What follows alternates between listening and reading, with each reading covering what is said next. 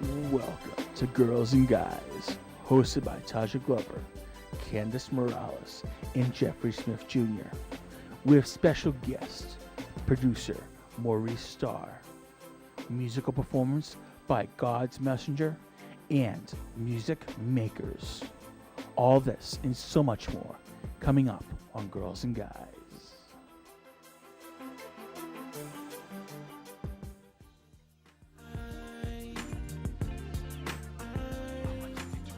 Hey, we got Maurice Starr in the house. We got a lot of beautiful people in the house tonight.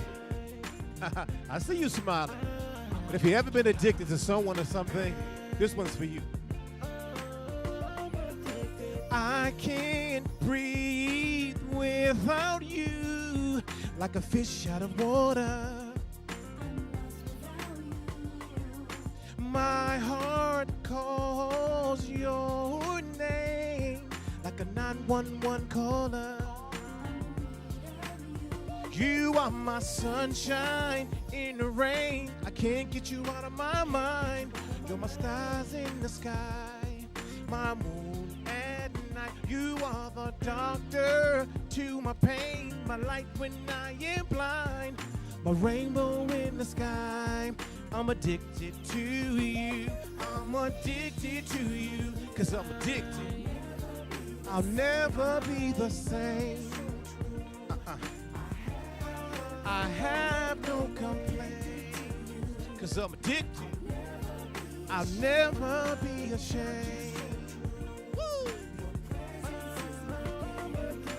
I can't sleep without you, like a babe who's in hunger. My love, I give it to you, like a kid in the candy store. You're my sweet tooth. You are my sunshine in the rain. I can't get you out of my mind. You're my stars in the sky, my moon at night. You are my doctor to my pain, my light when I am blind, my rainbow in the sky. I'm addicted to you. I'm addicted to you, 'cause I'm addicted. I'll never be the same. I have no complaint. I'll never be ashamed. Listen up. Okay, I admit it, I'm addicted. I need to check my own self into the clinic. You got me, I'm caught, I'm in love with you. My life, you bought, I want a hug from you. I'm so hooked, worms hide when they see me. Stuck on you like a smoker to nicotine. I never seen you, but I see you. I never felt you, but I feel you. 'Cause I'm addicted. I'll never be the same. I have no complaints. Woo! I'll never be ashamed. No, no, no. I can't get enough of you. It's those things you do. No one can replace you. You're all I need and more. It's all about you. Your love I crave for. I'm lost without you. Hey, what's up, everyone? Welcome to Girls and Guys, a show about young people's lives. I'm one of your hosts, Jeff. This is Candace, and this is Taja. Today's show is focused on having a moment with music. We want to thank God's Messenger for that wonderful performance. We'll have more performances later on, but right now we're going to have a conversation with Maurice Starr. Welcome. All right. Wow. Thank you for having me. Thank you for coming, Maurice Starr. So I must say it's August 29th, so we're having a music show, and it's Michael Jackson's birthday today. Wow. It is. It is. Oh, happy birthday, Michael Jackson. So I just wanted to say happy birthday, Michael. Sorry you're gone, but you are still celebrated in love. Oh, yes. Definitely. So, Maurice, Mm-hmm. Yes. they call you the General. That's Why right. do they call you the General? Well, They call me the general because I'm the man to get the job done. All right now. Okay. Got to get the job done. Okay. That's why they call me the general. Sounds good. So we just saw God's Messenger. Can you tell us a little bit about him? Absolutely. God's messengers I've known forever. First, let me take this chewing gum out of my mouth. You never do an interview with chewing gum. I have to go up and grab it from the new kids of the block or whoever I'm doing at the time. Oh, all right, you're good. I'm good. I'm with you. Well, I'm all right there then. for you. Okay. Well, God's messengers, I've known him and his mother, who's now passed away, Okay. for forever. And of course, Larry Wu is his godfather. Okay. And Jamal has been performing on stage. You could tell when you look at him, you can say this guy didn't just walk up on the stage. He has that charisma and those moves that comes with time. And like a fine wine. I mean, this young man, he's good. I was having a time just sitting here watching him. I loved it. I greatly enjoyed it. And Go go ahead. ahead. Oh yeah, I was just going to say he also was in a group called Finest Hour a long time ago from Boston, and they were on Soul Train and all the different places. Oh, wow. And I mean, he was just all over the place, managed by Armstead Christian, which was the husband of Patti LaBelle. Right. So this young man. I know Armstead Christian. Oh yeah, so he's made his rounds, and you can see it when you see somebody perform, and you know they're making those moves and everything. You know it's not something that you just jumped up there. So I love seeing it again today. That's Definitely. God's messenger. Now, God's Messenger will also be performing in about a week at your event, Oh. One More Night at Roscoe's. One Can you More tell Night. us a little bit about One More Night? Oh, absolutely. It was a night. Roscoe was a gentleman that helped a lot of the musicians and entertainers back in the old days when we didn't have nothing. I remember when I didn't have $1 in my pocket, I would go to this gentleman every day and I'd say, you know, hey, can I borrow $1? And he'd never say no to me.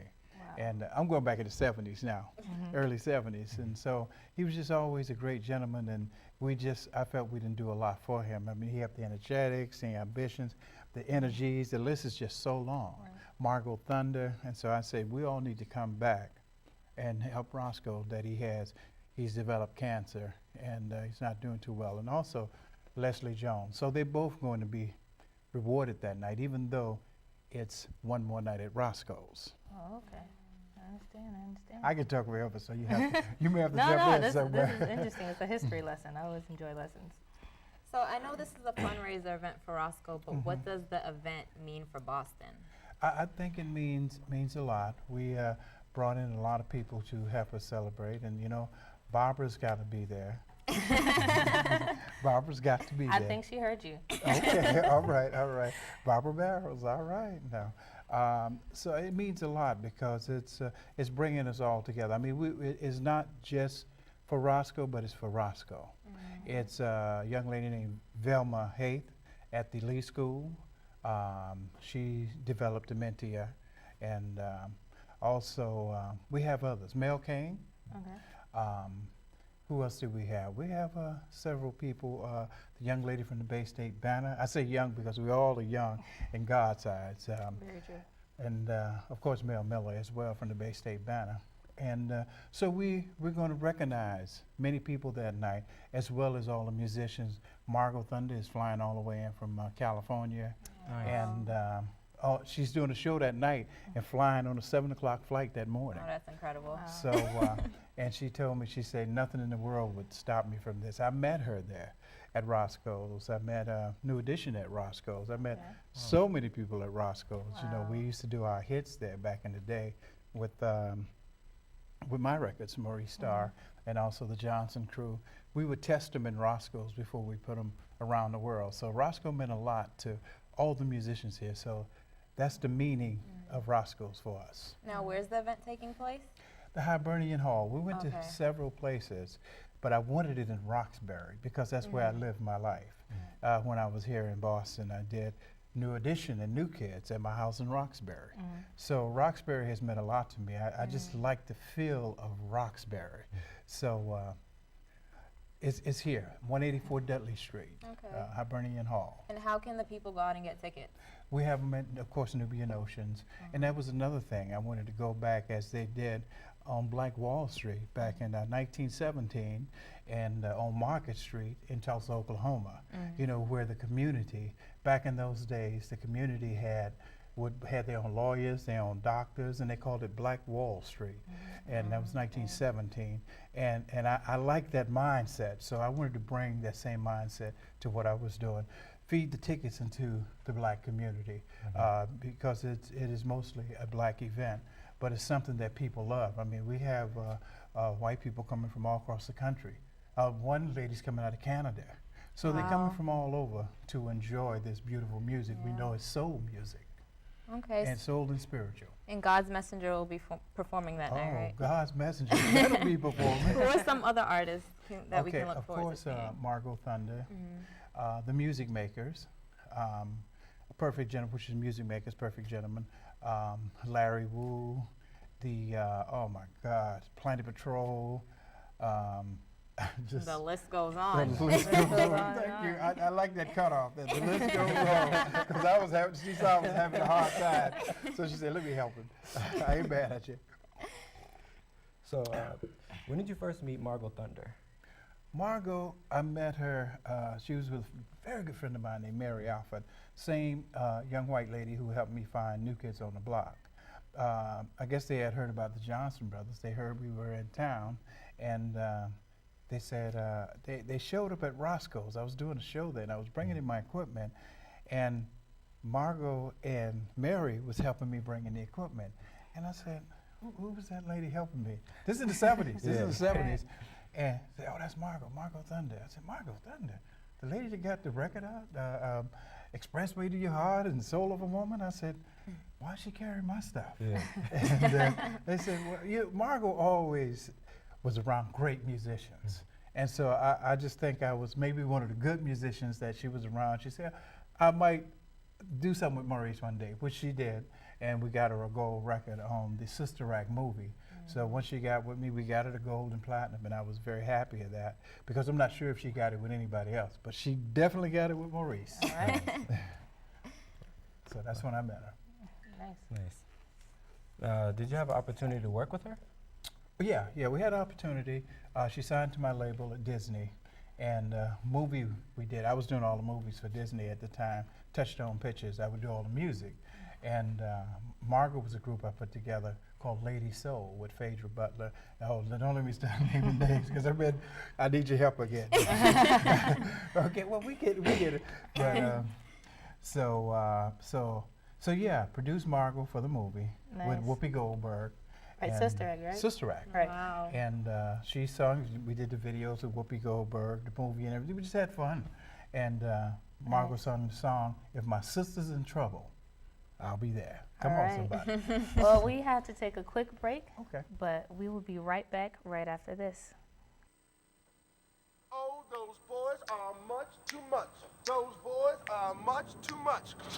We got the spirit. We're hot. We can't be stopped. We got the spirit. We're hot. We can't be stopped. We're going to beat them and bust them.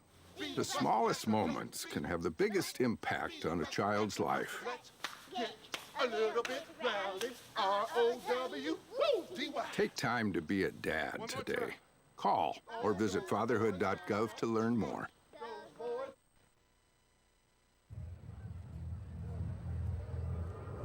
Looking for these? You drive buzzed. It could be one very expensive ride. First, you gotta make bail. Then pay me to get your car back. Your insurance premiums will go through the roof. And my legal fees just keep adding up. All told, it could end up costing you $10,000. Nothing kills a buzz like getting pulled over for buzz driving, because buzz driving is drunk driving.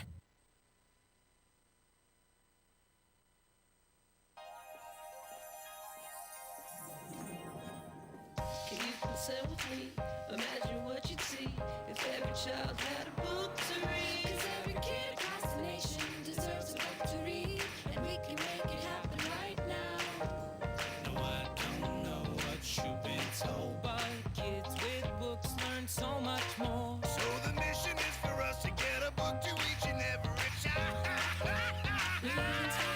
So let's join hands, book people unite, unearth hidden passion. Come on, have a good time. Planting seeds of inspiration to motivate some magic. To change the writing on the wall, writing on the wall.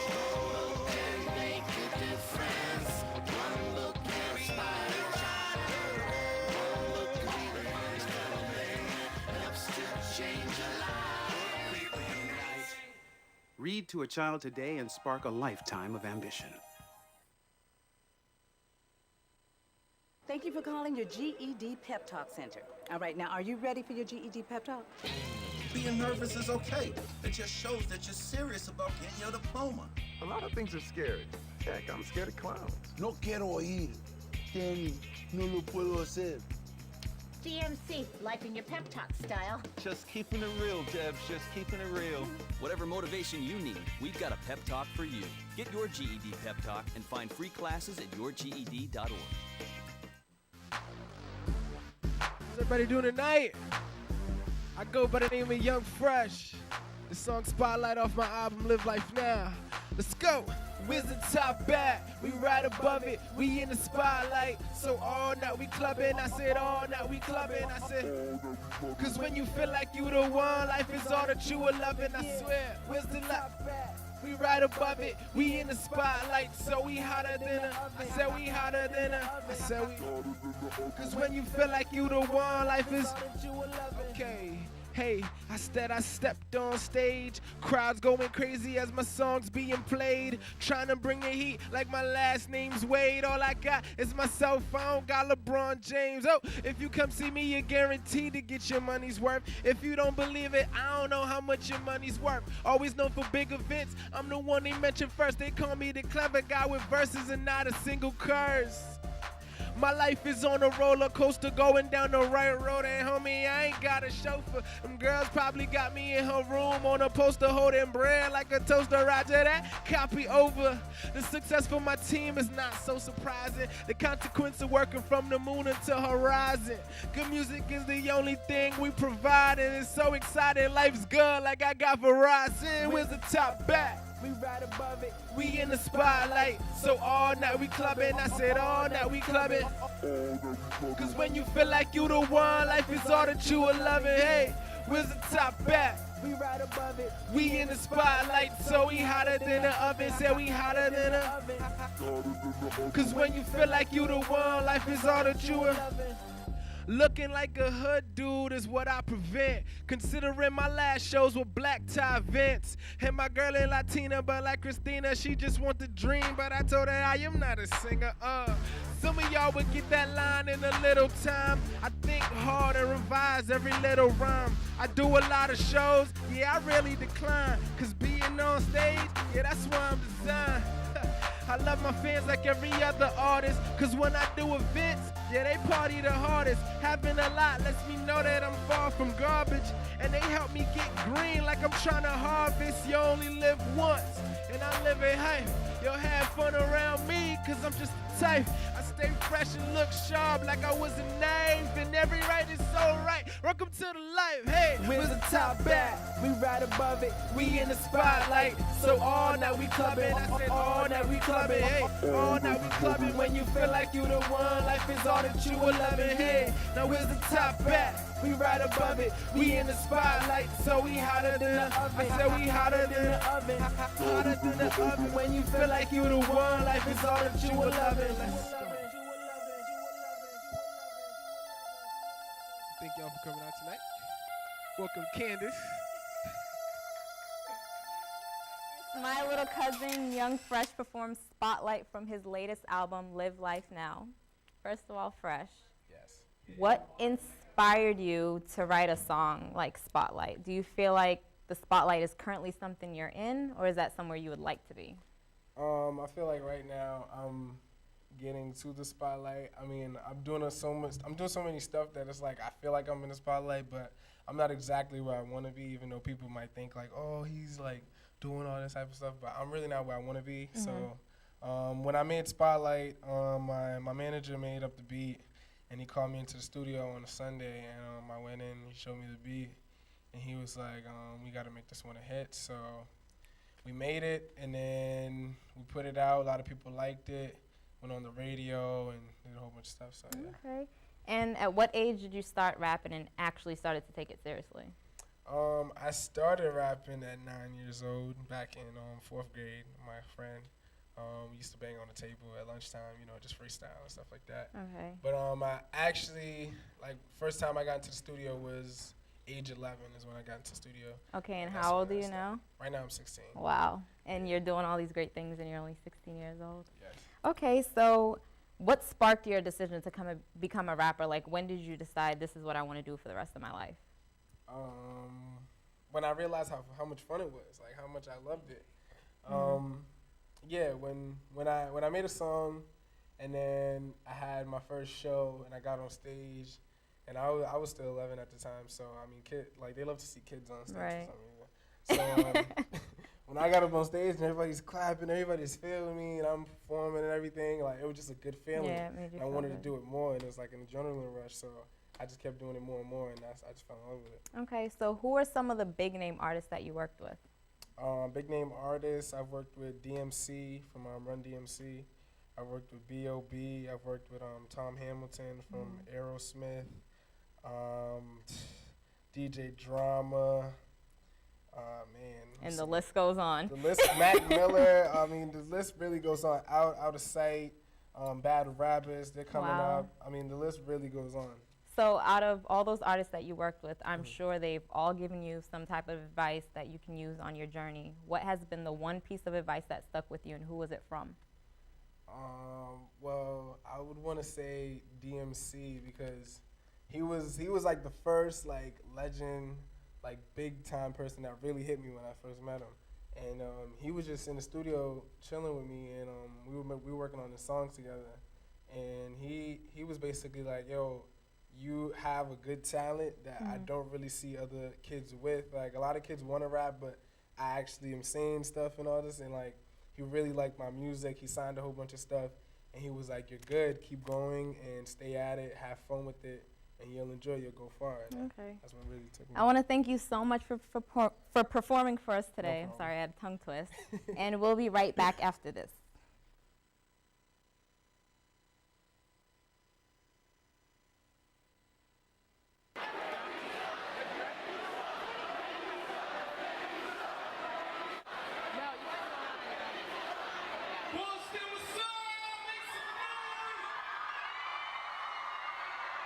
I go by the name of Young Fresh. I'm here repping for Boston. I do this for Boston. This is our city. Make some noise, y'all.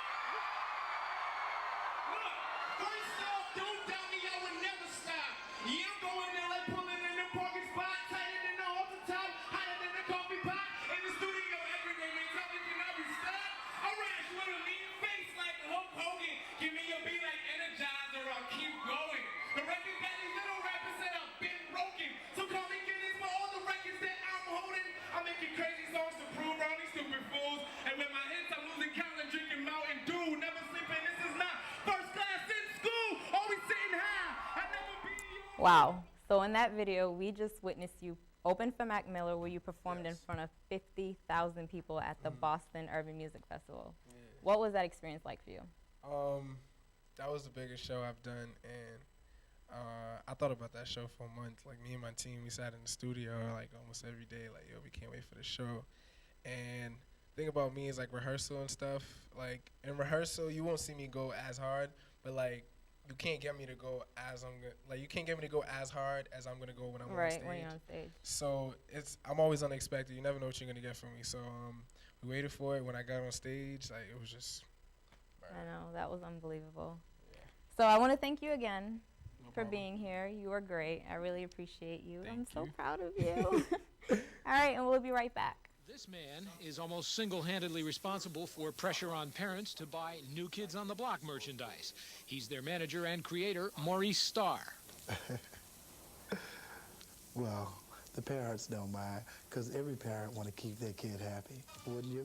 If it's too much, if it's taking away food off the table or something like that, there's nothing that I'd want to see. Certainly there's some degree of pressure, and it behooves the parent. I mean, obviously that's your job as a parent to be discriminating and decide this is a yes, this is a no, and then of course you have to live with the consequences of a no. Making other people stars is now the General's mission.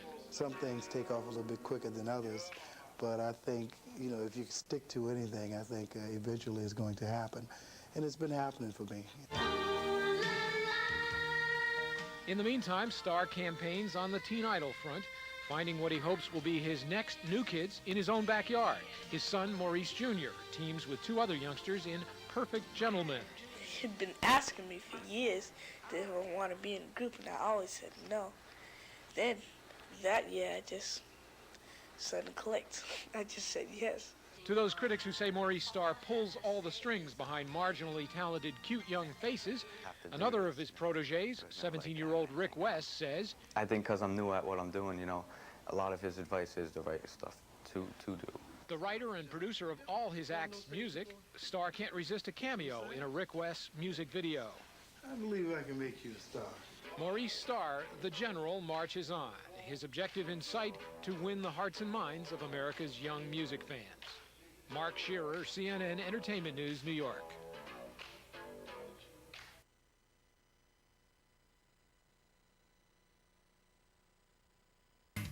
In December 1981, the boys entered a talent contest at the Strand Theater. First prize was $500 and a recording contract with 28-year-old singer turned producer Maurice Starr. I had a vision, and I wanted to fulfill that vision. And that vision was to find a group like the Jackson 5. He was the big Quincy Jones of the ghetto. You know, he was the guy to go see if you wanted to make a record in Boston. It was so crazy. It was such a big thing, and it was everyone's big moment, everyone's big break. The boys came in second place, but the crowd's response to them was so explosive that Maurice invited them to come to his studio the following day. That night, I went and I wrote the song Candy Girl, resembling the song ABC by the Jackson 5. He knew what to do. He had that vision. He had that style and that sound in his mind. I went to start to sing the song. And he was like, that's him. That's it. That's that voice right there. Ralph had a voice that was distinct. It was very remarkable. It was just a great, magical match. With Ralph installed as New Edition's lead singer, Maurice completed his quintet with 12-year-old Ronnie DeVoe. Candy Girl was recorded in a tiny Roxbury studio and released in March of 1983. And within weeks, it was #1 on the charts. Candy Girl was such a big hit because they were so young. There was no one else like them. It went like wildfire, and the kids were just going crazy everywhere we went. The fans' response to their sweet lyrics was so It started happening in 1983 when New Edition took off. Starr had discovered them, written and produced their music. So it hurt when suddenly he was relieved of his command. New Edition dumped Starr. His counterattack was triggered by an over-the-counter observation. I noticed that the merchandise for New Edition wasn't really selling to white kids, but it was selling to black. So I figured the ultimate would be a teen white act. And that's when I came up with the idea of New Kids on the Block. In 1986, a fresh boy band burst onto the bubblegum scene and chewed straight into New Edition's audience. The brainchild of one-time manager Maurice Starr, the all-white New Kids on the Block had everything from slicker marketing to their own collectible dolls. They doing their songs and hanging tough, hanging tough. I'll be like, what the f? They're the white New Edition. Period. I think if New Edition was white, they would have definitely been just as big, if not bigger, than New Kids on the Block. Damn, man. $800 million in T-shirts and stuff, man. Damn, doll babies and underwears and blankets and like, damn, man, why we don't got none of that? We ain't gonna give anybody any slack. And to have Maurice involved as well. You know, I mean, I'm like, man, what happened? With New Kids, I mean, you couldn't go wrong. I mean, we had over 4,000 products out there, different products, and everything was selling. New Kids sleeping bag, New Kids phone, New Kids dolls, New Kids Walkman, New Kids puzzles, New Kids tapes, New Kids books, New Kids videos. Everything was selling, everything. So you couldn't go wrong. I mean, you could say a sock, a pencil with a piece of dirt on it. a towel from underarm deodorant. I mean, anything was selling. Now, Brian Leary, Jane Hamden, Ed Harding, and Mark Rosenthal, bringing a world of news to New England. This is News Center 5.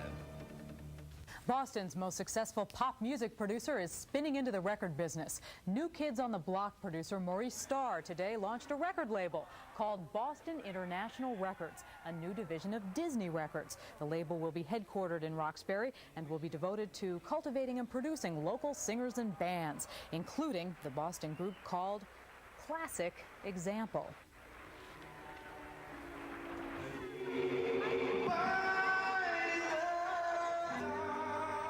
It would all happen at the World Trade Center in Boston, Massachusetts. Maurice Starr would promote a record release party that would draw over 20,000 people and fill 4 auditoriums. Starr is hoping to repeat the huge success of New Kids on the Block. The latest issue of Forbes lists them as the richest entertainers in the country, grossing $115 million in 1990 and in 1991. Maurice Starr's relationship with Disney would produce 2 blockbuster film soundtracks. The first, a film called South Central, featuring Maurice Starr's latest discovery, Classic Example.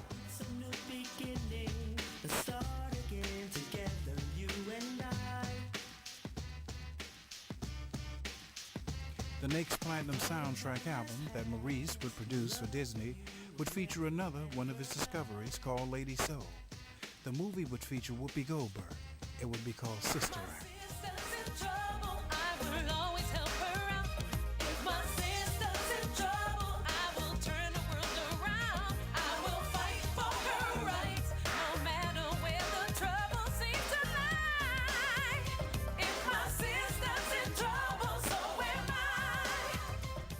While at Disney, Maurice would take on the legend of legends, Frank Sinatra. Maurice would travel cross-country with Frank and work on what would be Frank's very last album.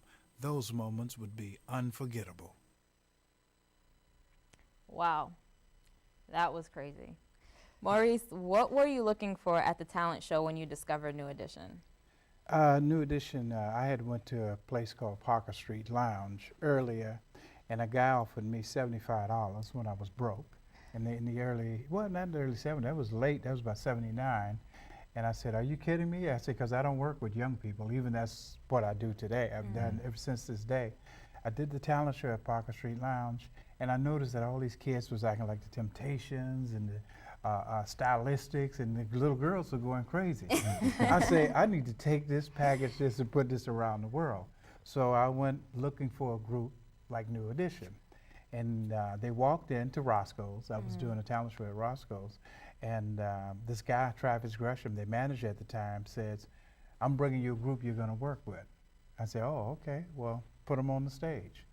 And when I saw them, I really didn't like them that much the first time, because Ralph hadn't sung. And then I say, well, no, that's all right. I don't want to work with him. And he says, okay, well, give us one more chance. Listen to this other guy. I said, all right, put him up there. Then they sung ABC by the Jackson 5, which is my favorite group. And then I heard Ralph's voice. And I said, yeah, I want him, have him at my studio in the morning. And that's when that night I went home and I wrote Candy Girl.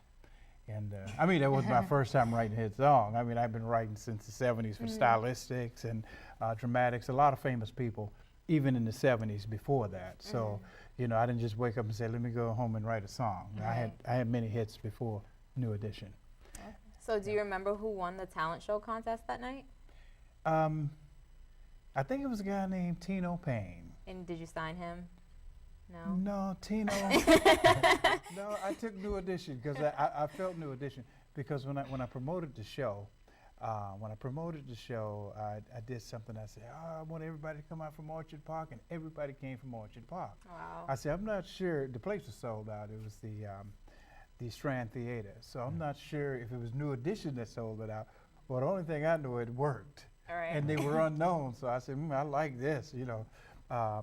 So I don't know if I answered your question, though. No, you did. Were New Kids on the Block designed to be competition for New Edition? That's what a lot of people say, but no. Okay, so let's just clear that up right now. No. After New Edition, I actually retired because somebody put in the paper that I took all their money, which was nothing but a big lie. I spent $3 million, never got the money back. Wow. But it was a guy who I went to see, I won't call his name because they never talk about his name. And he says, anybody ever get in that way, we're going to ruin him. I never thought that the guy was talking about me. Next thing I know, it was all in the papers and everything. I looked at it. And I said, why would I just spent $3 million making these guys famous, $3 million, and hadn't got any of it back. And these new managers who stole them are saying that I took all the money. I haven't even got my money back. Wow. Then they say I was out on the tour and they got $1.87, which I wasn't even on the tour at that time. I had left before then. So did the boys like believe what everyone was saying, and that's Well, why they you didn't. separated? They didn't know because things was moving so fast. When you're taking off and you're becoming a really big star like they was, the New Kids on the Block, you don't have time to. You just believe what your managers are telling you. Right. You know, it's in the papers, it's in here. They didn't realize I spent $3 million, so they believe what they, and that has been going around for a long time. So I quit the business for 2 weeks, and I said to myself, if I come back. Oh no, because I'm not a quitter, but I did quit because that bothered me. It really bothered me at first. So I say, if I'm gonna be in this business, I gotta be big and strong. So I say, I'm gonna come back and I'm gonna keep going and I'm gonna put something even bigger than life together. And I say, I'm gonna get me 5 white boys, make them like New Edition, and we go into the top. All right. So what was your biggest lesson learned after creating 2 of the biggest groups? It was a lot of fun. I mean, I've always just kept going. I mean, I've done so much stuff. I mean, you know, like I worked with legends like Frank Sinatra, Cap Calloway. I did songs with P. Diddy, LL Cool J, probably half of the rap world. I did produce the Sugar Hill Gang first record, promoted the first Run DMC major concerts, put them in the big major halls. Thousands of concerts, hundreds and hundreds of stars I've worked with. So, but New Edition and New Kids was special because it was something that I saw it. And well, with New Kids, I actually put the kids together. I went through a bunch of kids. New Edition, it was at least 4 of them. Then I put Ronnie in the end. Brooke Payne brought him. That was his nephew. So he brought him up and let me check him out. And I said, Ronnie, hit this note for me. I said, just say, because the record was finished, Candy Girl. I said, I want you to say, she's bad, I know she's bad. I love that. we had a little bit of room in the record. And I said, guys, I want somebody to say, what about Ronnie? Because I had just this little bit of room. And I said, say it, Ronnie. And he said it. I said, yeah. I said, you sound cute, man. He was 12 years old. I said, girls are like that. I said, okay, put it on the record. And they did, and they still do. And we put it out. So that was a special moment. That's great. Now, what artists are you currently working with? Oh, I'm working with a group called New Creation that Michael Jackson and I had put together before he died. I was actually working with Michael when he passed away. And what happened, we put this idea together. We first called it Heartbeat Boys. Then we ended up calling it New Creation. Michael would pass, of course, the world knows that. And so I kept the group going. And now we're in the process of signing a deal with Warner Brothers and tour with the Black Eyed Peas. Nice. Wonderful. I have to stop you guys. We're out of time. Yes, I know. We just get to talking and I know. we We get so caught up in the moment, but we'll be right back after this.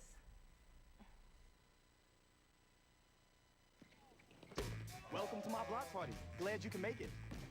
The only triple doubles you get come with fries. Last time you blocked someone, you were online. I can do this all day. Your moves are just gay. Using gay to mean dumb or stupid, not cool. Not cool. Not in my house, not anywhere. It's not creative, it's offensive to gay people. And you're better than that.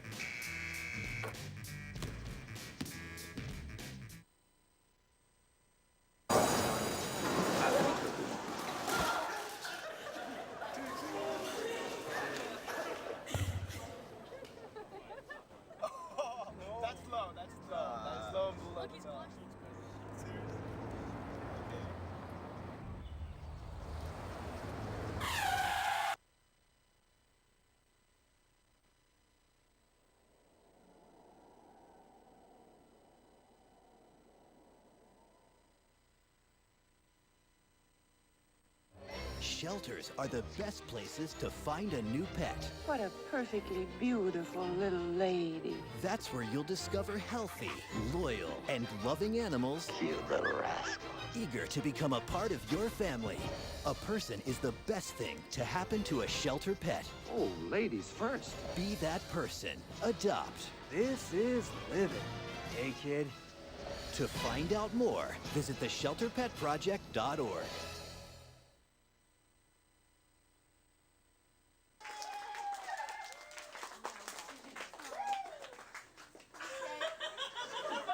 My daughter.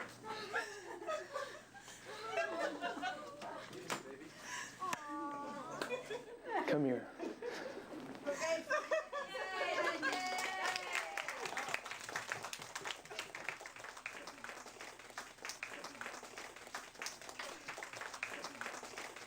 I love you, Dad. The world ain't giving and the world can't take it away.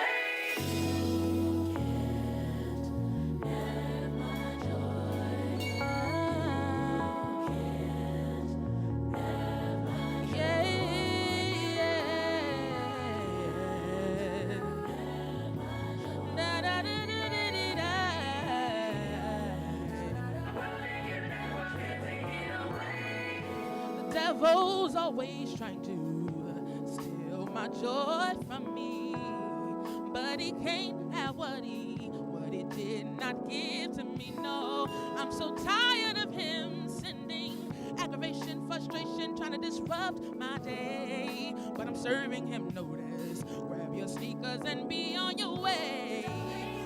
Oh, you can have my joy. No,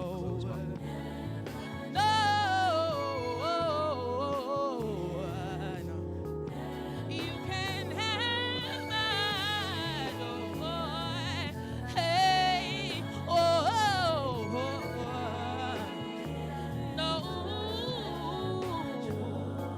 said the devil came to kill, to steal and destroy, but God gives life and he comes to give me joy.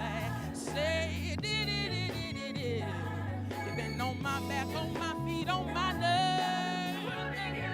Say dip dip dip dip dip dip dip dip dip dip dip dip dip dip. Oh, you can have my joy, no.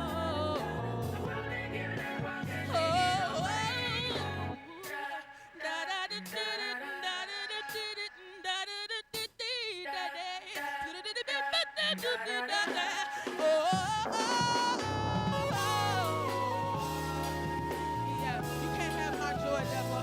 No matter what comes my way, I will always have my joy. Why? You didn't take it, you didn't give it, you can't have it. It's mine, yeah.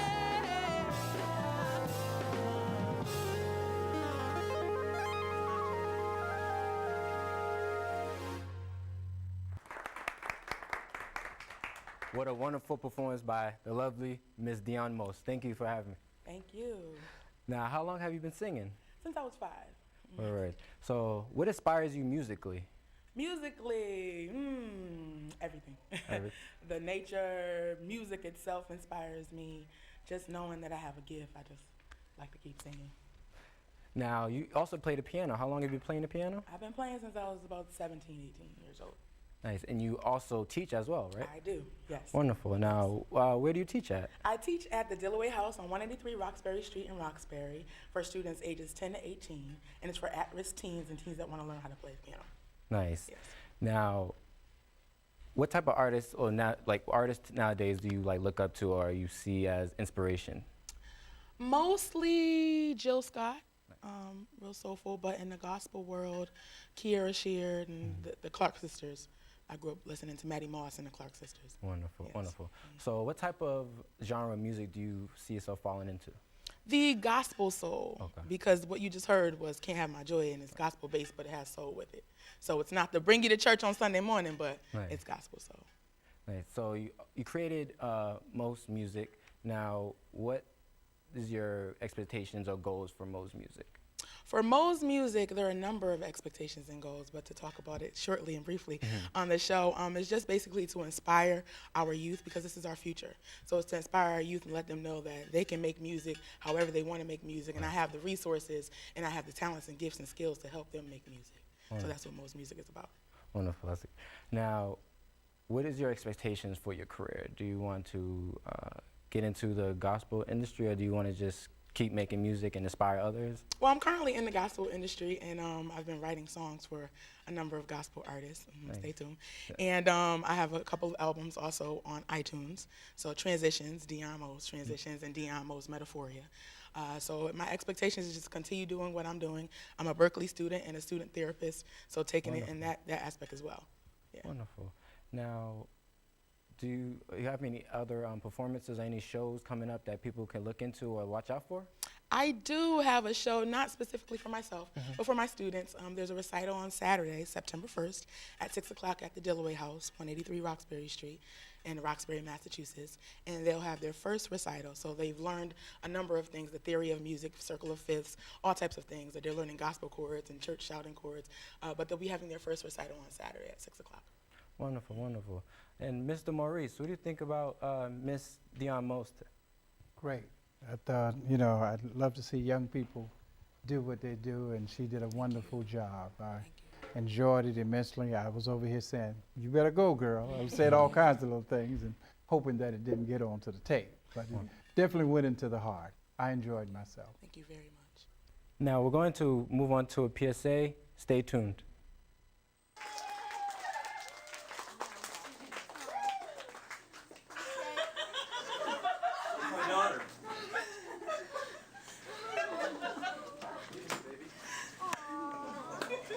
Come here.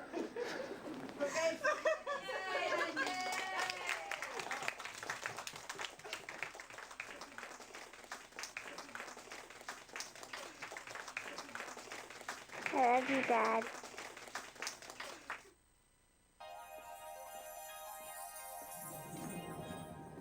You can say with me, imagine what you'd see if every child had a book to read. 'Cause every kid across the nation deserves a book to read, and we can make it happen right now.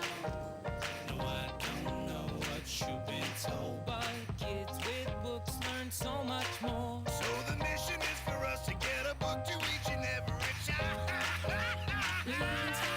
So let's join hands, book people unite, Unearth hidden passion. come on, we'll have a good time. Plant seeds of inspiration to motivate some magic. To change the writing on the wall, writing on the wall. One book can make a difference. One book can inspire a child. One book can be the first thing that helps to change a life. People unite. Read to a child today and spark a lifetime of ambition.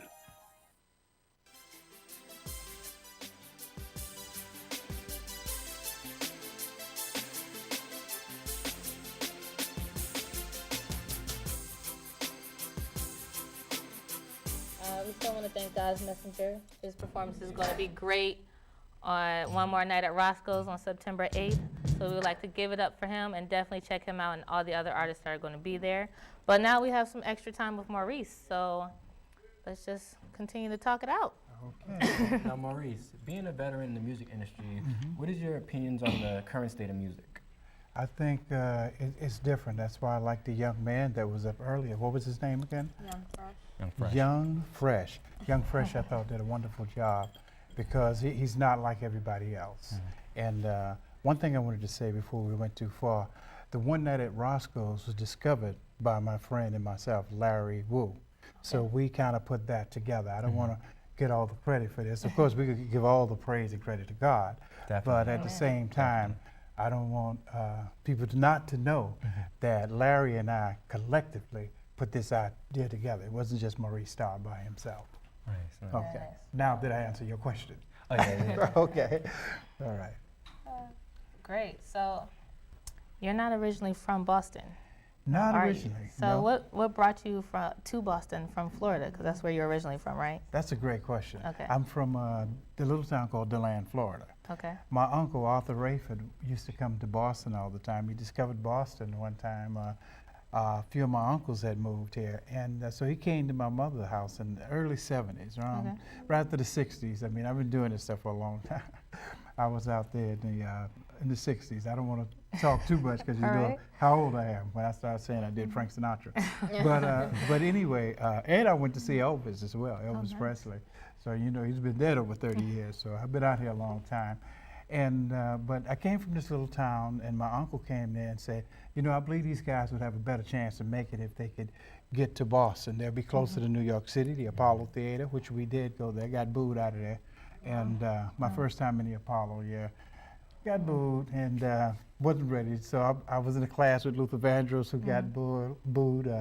What's the girl that was with the Fugees? Lauryn Hill. Lauryn Hill did get booed. She got first booed. time. So Maurice Starr got booed in the Apollo back in the early 70s. 12-year-old boy beat us out and just saying all kinds of nasty things. So I said, oh my God, this is how I got to get beat in the Apollo. So, but anyway, I came from DeLand. He brought us up here, and he then would take us to the Apollo Theater and other places. Was a little discouraged my first time in the Apollo, but I was just in the Apollo 2 weeks ago. I've been a talent scout for the Apollo for now almost 40 years, a long time. So I got my revenge. So now I'm on the board, and I put people in the Apollo all the time. So that's where I came from, that little town in Central Florida, which is just a Hurricane Isaac just left there, went on over to New Orleans. Oh, okay. So you also had another previous career as far as like you were in your own music group. Yeah, we had a group. The Johnson Brothers and Jonas Crew. Yeah, I had the Johnson Brothers was my family. And all my brothers and a cousin. There was 6 of us, so we had a group doing that. And then later on we would form the Johnson Crew, which had the hits like Pac Jam, Space Cowboy and stuff. So then I had a career as Maurice Starr. All right. Yeah. Well, we're out of time, so thank you for being a part of this. Thank you. Thank you for having this music moment with us, audience. Thank you, crew. Wonderful, talented performers. Yes. And that's all we have. So we will see you all next time on Girls and Guys. And thank you, Maurice. Thank you for having me. No problem.